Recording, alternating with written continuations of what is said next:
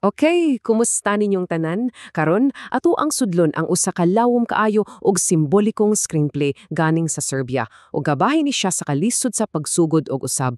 Ang nakanindot ani, ang istorya piagi dili sa mga dagkong panghitabo kundi sa mga letra mismo.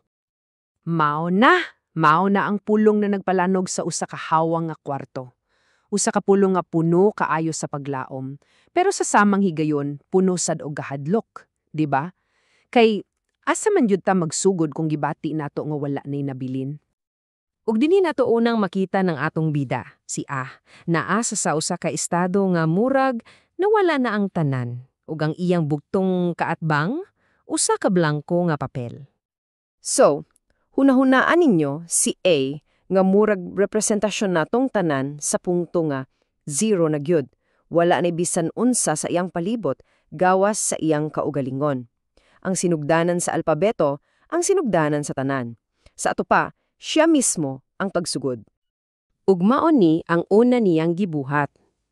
Isa ka lihok aron mahatagan og definisyon iyang kaugalingon. Gibutang niya ang iyang pagkasiya, si A, sa sulod sa usa ka lingin. Murag nag-ingon siya, okay, ani ako, mao ni ang akong kalibutan karon. Karon, dinhi na mosulod ang misteryo sa istorya. Kay naay motungha sa usa ka katingad-an nga karakter, si UZ. O kinsa siya? Aw, siya ang representasyon sa atong gubot ug wala pa masulbad nga kagahapon. Unya, naay tingog murag hunghong lang nga nihatag niya igtigmo.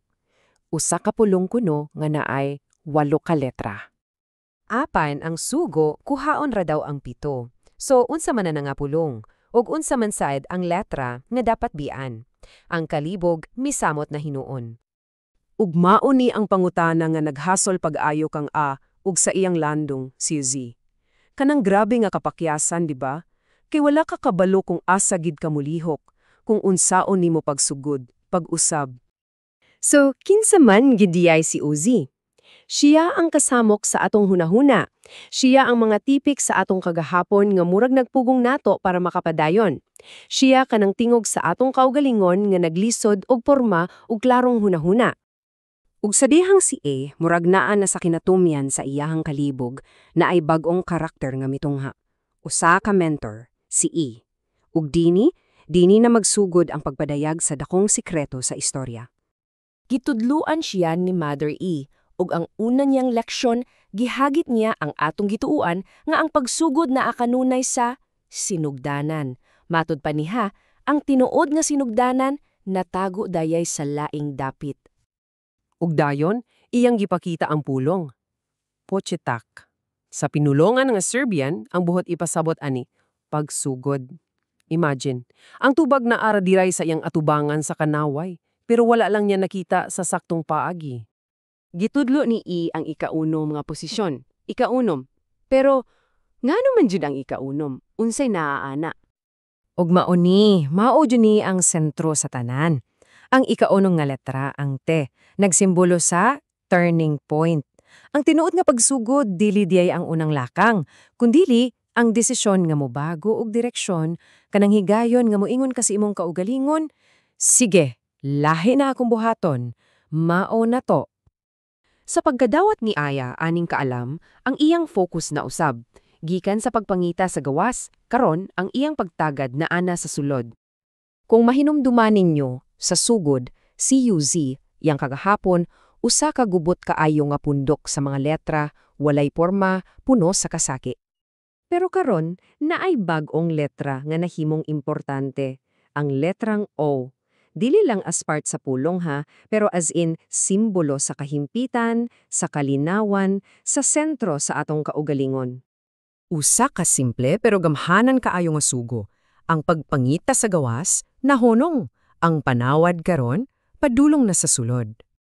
Og sa dihang gibutang ni A ang iyang gubot nga kagahapon, si Yuzi, dito sa sulod sa iyang sentro, ang O, ang kasamok na himong kalinaw. Tanawa, ang kagahapon wala mawala, pero nakakita kini sa iyang hustong dapit. Ug ang pagbago sa sulod, dili lang kutob diha.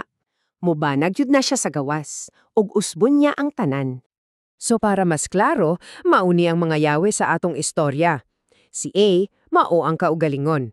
Si Yuzi ang gubot na kagahapon. Si E ang kaalam nga nagiya nato. Ang T, mauna tong desisyon nga magbago. Ug ang O, mao ang kalinawan nga makita nato sa atong sentro. Sa katapusan sa istorya, ang kanggitngit ug kahawang sa kwarto ni A napulihan na sa kahayag. Ug ang blanko nga papel nga iyang problema sa una, wala na niya kinahanglan. Kay ang pagsugod, wala dayay sa pagsulat, naa dayay sa iyang pagkasiya. Og, maog yun na ang katapusang mensahe. Ang tibuok panaw sa mga letra ug mga simbolo, nagtudlo lang sa usa ka butang. Ang tanan nimong gikinahanglan aron ka makasugod og usab, naa nadaan sa sulod nimo. Busa, samtangat atong tapuson kining atong pagtuki, ibilin ko ninyo kining pangutana. Sa inyuhang kaugalingong istorya, sa inyuhang kaugalingong pochat, unsa man ang inyong turning point? Unsang inyong ikaunom nga letra na naghulat lang nga inyong madiskubrehan?